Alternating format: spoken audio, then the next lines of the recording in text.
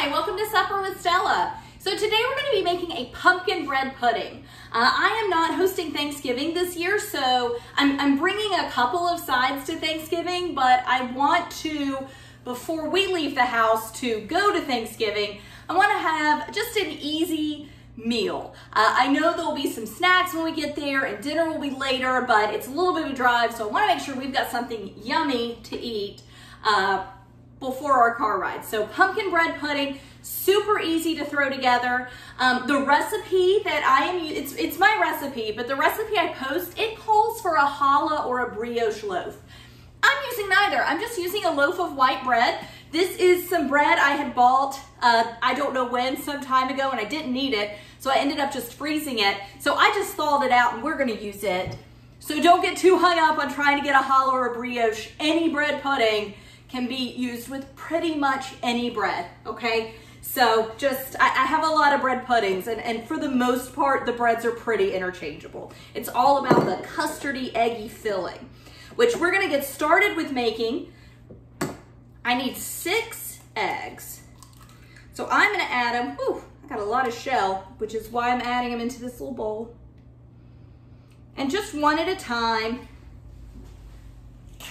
It's just best practice. I don't always do it that way, but it's the best thing to do to make sure you don't have a bad egg and to make sure you don't get any egg shell in your egg mixture. So I've got my whisk attachment. You could do this by hand. You could do this with a hand mixer as well. You don't have to have a stand mixer. I've been cooking all day. I've been using this all day. So I just feel that I should continue using it.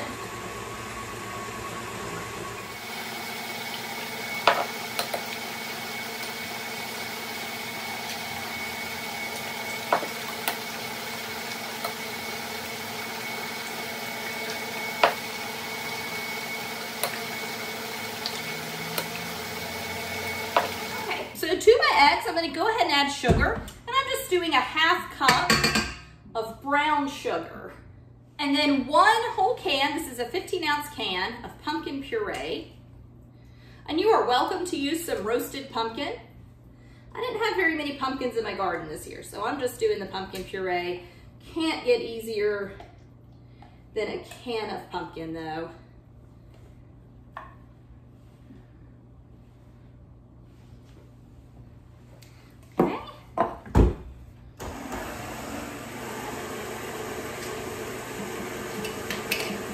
And to this, I'm going to add a tablespoon, which is a good amount, but a tablespoon of pumpkin pie spice.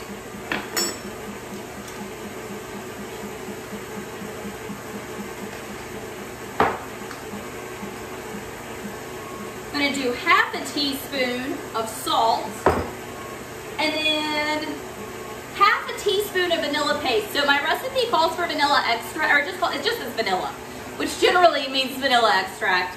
And in my recipes, vanilla just means vanilla extract. But I happen to have paste, so I'm gonna do, it's a little stronger flavored, so I'm gonna do 1/2 teaspoon of that. All right, so I'm just gonna go in, scrape the sides of the bowl down. And one more thing that I must add is melted butter. So this is a 1/4 cup of melted butter. No, it's not. It's a 1/4 cup of melted butter.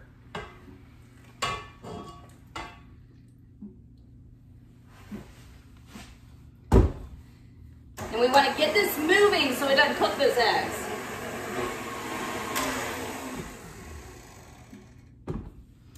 Okay, so next I'm going to add 2½ cups of milk.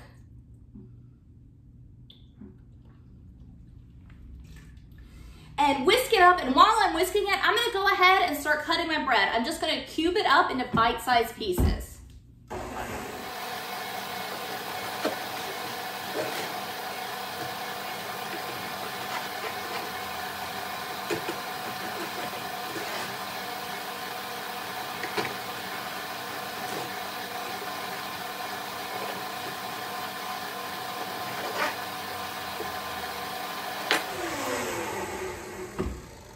Okay, so that's good and mixed together. It's a total liquid at this point. So I'm just gonna start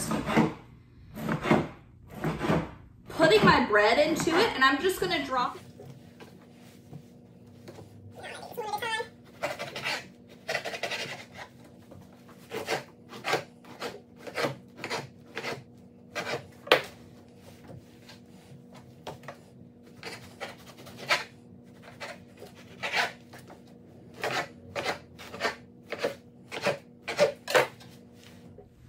Kind of squish it down into the mixture as you go. Let it get to soaking. And this is excellent. It's not Thanksgiving yet. It's a couple days before. So I am definitely making this far in advance, and that's perfect for it. It works out really well, made in advance.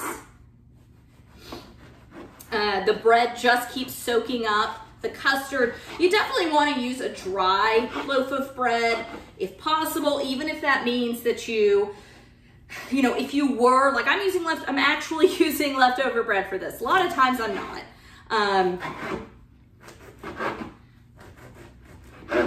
But even if that means like pre-slicing your bread and kind of drying it out in the oven a little bit, it's just not going to soak up all of this custard if it's not dry.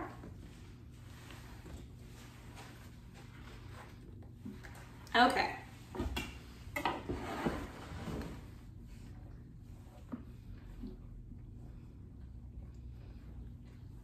Oh, I say to place the breadcrumbs in a dish and pour this mixture over. That's fine too.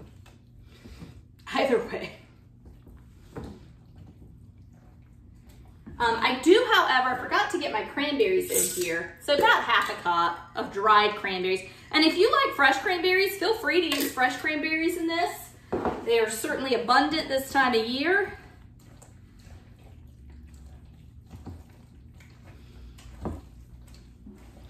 Easy to find and really inexpensive. All right, so I am just gonna spray this